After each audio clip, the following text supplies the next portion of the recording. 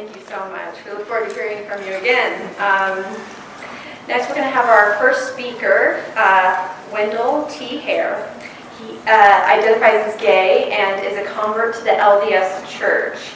The first in his family to be baptized, he was raised by a strong and loving single mom. He has an older sister and is the uncle to 4 nieces and nephews. He served in LDS mission in the St. George, Utah mission.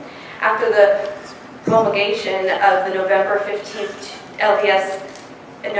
2015 LDS handbook policy change, he said, my world and faith came crashing down. Since then, he has struggled to find a place in the church and has made major changes in his faith that have helped him find solace. After we hear from Wendall, we'll go ahead and have a congregational song, Redeemer of Israel, on number 6. Wendall.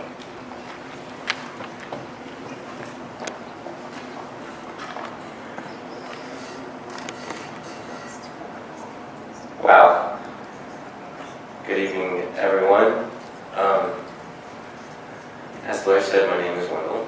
I was like that was like the majority of my talk right there. I'm just kidding. But yes, I'm Wendall, and I think half of you guys know who I am already.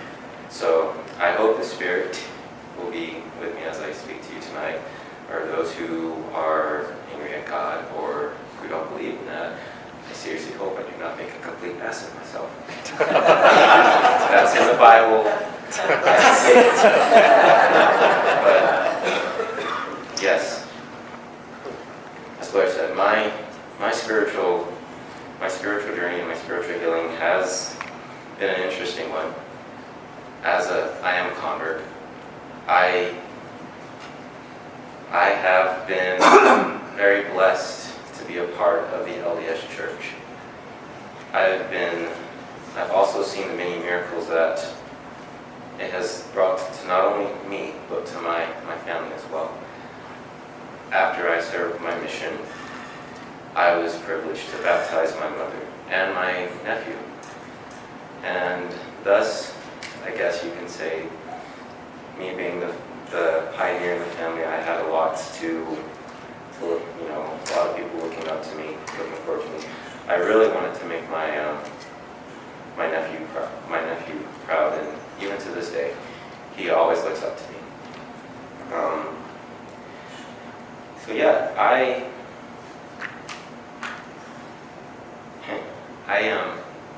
that's one. I don't know honestly how to really start these. It's been 4 years since I've really given a talk. So I guess I can go by the many instances in my life of the people who have really showed me how to overcome trials and how to, like the song said, press forward. A wonderful example, probably the greatest person on earth besides the Savior, is my mother. No one can challenge me on that. It is the truth. She, like it says in my bio, she is a very strong, courageous woman.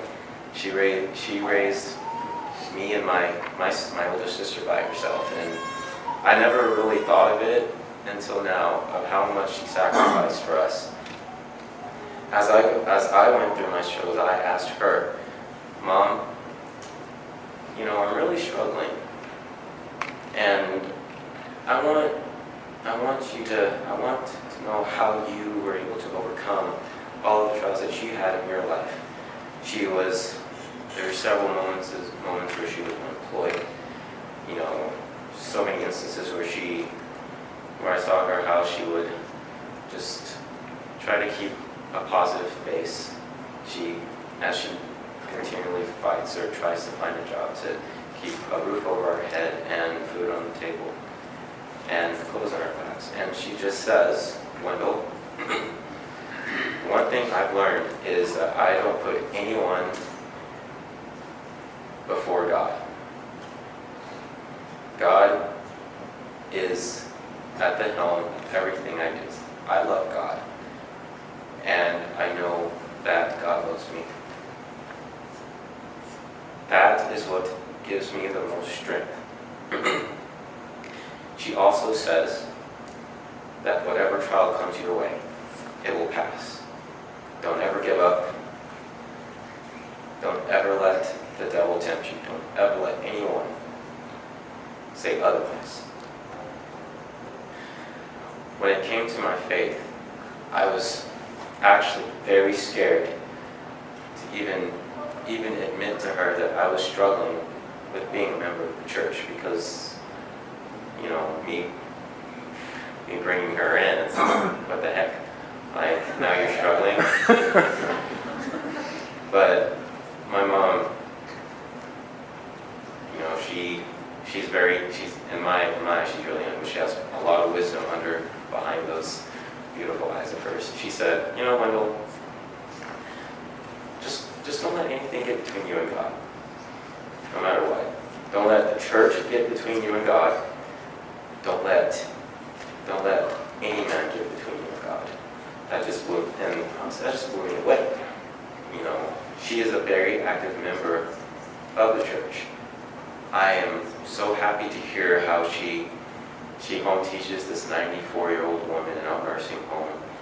You know, how she goes visiting, teaching, how she gets invited to have dinner with the senior missionaries.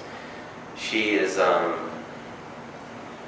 know, she kind of reminds me of me. She's very adamant of joining at first, and then she's just golden. And I didn't want to ruin that for her. And when I heard that, it was just a very big sigh of relief to know that she will be behind, she will support me no matter what. Now,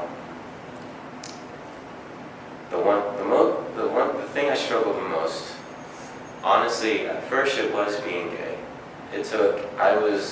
I recently became comfortable with coming out to myself about 3 years ago.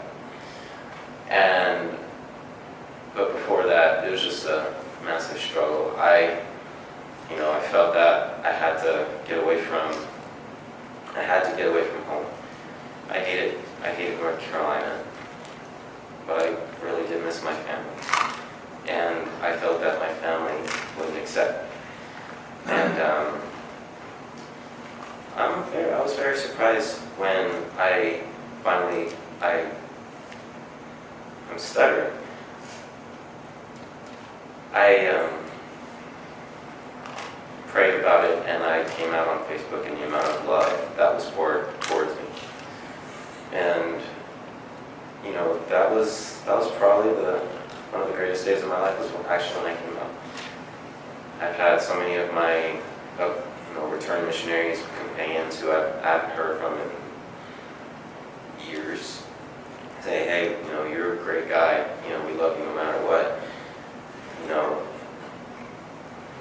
we want you to know that, you know, if you stay true to the church, to the gospel, you'll be fine. Like, okay. Now at this time, I wasn't exactly ready to admit that I wanted to have a relationship. So at that time, I had, I guess you can say a sign given to me, or I guess a spiritual prompting, or I don't know what you call it, whatever it is, by a really good friend who actually, I worked at Iceberg. He came in and he introduced me to a group called North Star. I got started in North Star. And I'm very happy to say that he's in this audience today.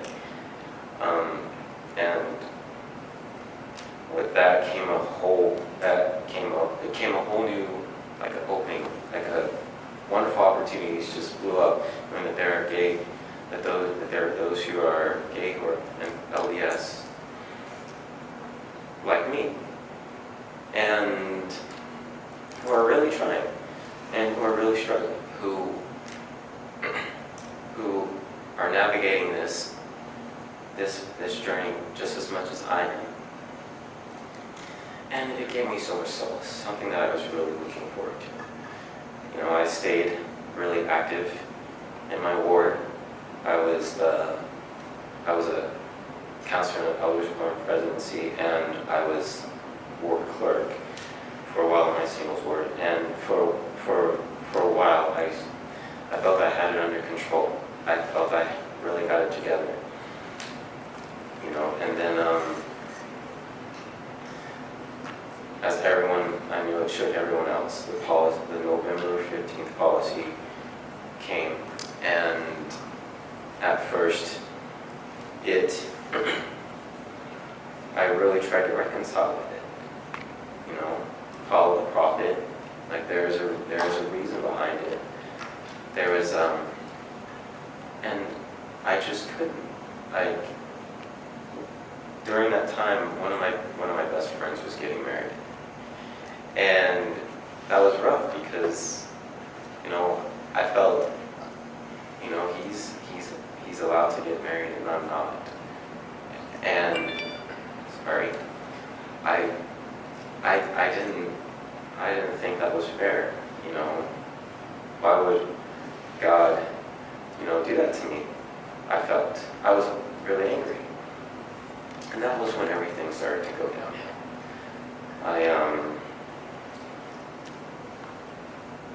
Facebook was my outlet and still is. Whoever is my friend will know that I've posted some very controversial stuff on family. And the responses were mixed. When I said, I don't know if the church is true anymore, I had a person completely just say, oh, did you pray about it? If you pray hard enough, you'll receive an answer. You don't have to question it. It is true. And I just looked at that post and was like, it doesn't work like that. Not for me, it doesn't. And I've prayed. I still to this day pray. That's one thing my mom always told me, is to pray. And I wasn't receiving any answers. Now, on a side note, I know that this talk is about healing and how I've gone through this journey, but I feel that sharing the pain, I guess opening the wound will help it heal even better. So yeah, I talked to my bishop. I did everything that I felt I was supposed to, and I wasn't receiving any answers, and it was just becoming harder and harder until it came to a point where for the first time ever in the 10 years I've been a member, I became inactive. And I was inactive for a solid 3 months. Right? Yeah, I like that. And it was hard. I really dedicated my time and my life to the church. I felt in my heart that the gospel is true. I wanted to serve God with all of my heart, but this literally made me feel like I was being run over by a bus. During this time, it was a major experience or a major trial of humbling myself as well.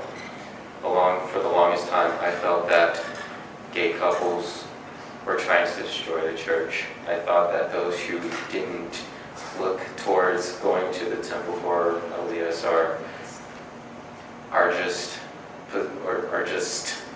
controlled by Satan. I really was actually fearful of anyone who wasn't a member of North Star who was gay to even interact or talk to them.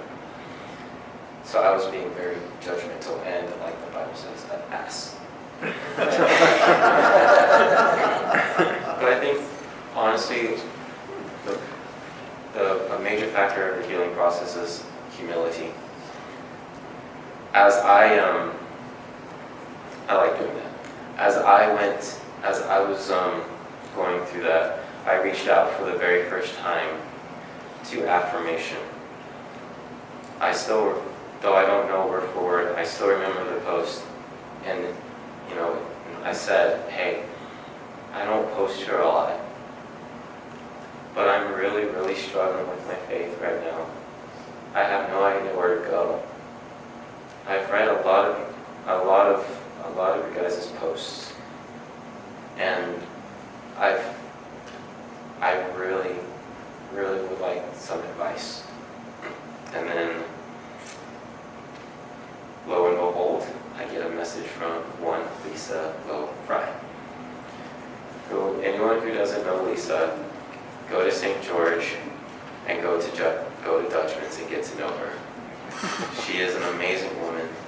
She has been there for ever since I was going through my faith transition. I was really sad when she wasn't able to come here. She was here too. I had breakfast with her, but she helped me. She took the time out. She talked with me. She invited me to her home. In fact, when it got to the lowest point with me in the church, when I had to actually move out of the ward that I was a part of for 3 years, she let me stay at her home for 6 months until I could get up. So I owe Lisa a lot. And with her example, it just goes to show that those who support LGBT rights, because she's a mama dragon, she has a gay son. Those who support the gay children, those who are questioning or doubting in the church are not bad people at all. In fact, they are probably some of the most humble, nicest people I've ever known. So another thing that I was able to do was to open my heart and my mind, which is another step, is to actually open your heart and open your mind to learning. You know, I started to learn about church history as well. I love history, and for a long time I denied all the bad things that was said about the church. You know, as a missionary, it really hurt when people would talk bad about the church. You know, I felt the church was perfect. But when I read, you know, some of the events that have happened in the past, it made me angry for a moment. But then I just came to realize that, you know, the gospel, to me, the gospel is perfect. That's what we teach. The gospel is true. You know, the people aren't. The church on the earth is run by men. And a lot of them are like a lot of the ideas, like me myself, like some of the things they say or do are based on what they feel or what they see. And for me, it just goes to show that if history repeats, like in history, a lot of people have been hurt. You know, I'm black as well, as everyone can tell. You know, gay black woman, so I'm like a double-edged sword here. So, but I see how in the 40 years after people of color were able to receive the priesthood, you know, how much the church has flourished, but I can see that it took quite a bit of time for that to happen. And I am proud to say that for me, what's really helped me in my healing is that the leaders of the church are still men. They're not perfect. They make mistakes. I just stopped thinking that they were. Honestly, you know, I've got a lot of backlash for that. I've had many of the conversations of how I said that, you know, the prophets, you know, the prophets are never wrong, and I'm like, you're wrong. But you know, me personally, like, I am an honest seeker of truth. I feel for me that the Church of Jesus Christ of Latter-day Saints is the church for me. It might not fit for everyone. It doesn't mean I can't be your friends. It doesn't mean I'm going to hate you. You can be Muslim, you can be Hindu, You can be Baptist, you can be anything you want. And I will love you and I will respect you. And I will never force my religion down, on you. I will share with you what I believe. But I think, honestly, I want to be an example of what my religion teaches. I just wanted to share a quote about, truth. This was given by an apostle, Q.B. Brown. I love this man so much. Like, he was way ahead of his time. And I think this quote right here is what's kind of making me, it's like showing me what I just said. And he says, "The honest investigator must be prepared to follow wherever the search of truth may lead. Truth is often found in the most unexpected places. He must, with fearless and open mind, insist that facts are far more important than any cherished, mistaken beliefs, no matter how unpleasant the facts or how delightful the beliefs are." I kind of want to put I want to just color on my wall that, because it's so true. I've come to realize that a lot of people have different perspectives. They have different life situations, different life stories. And I think, for me personally, I believe that individually, this is the only earth, this is the only planet we live on. We have to learn how to get along with each other. And sometimes that doesn't work, but it is possible. And truth, every person has one bite or one little piece of truth that we can put in our own lives to circumscribe into one great whole. I learn new things every single day.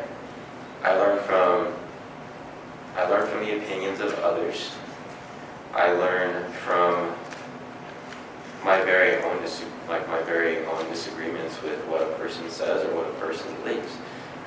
But it is my duty I think it's my own personal responsibility to not be disrespectful and to not to stomp on their beliefs, but share with them what I think of it. And if it doesn't jive with them, then honestly, that's fine. And honestly, there's so many things that I can say. I think honestly sometimes I feel like I'm kind of blowing hot air, especially like right now. Like I feel like I'm just jabbering. Tammy's back there smiling at me. She's also an amazing woman, but I want to raise a family. I'm going to do a darn good job. Honestly, no one can tell me I'm not.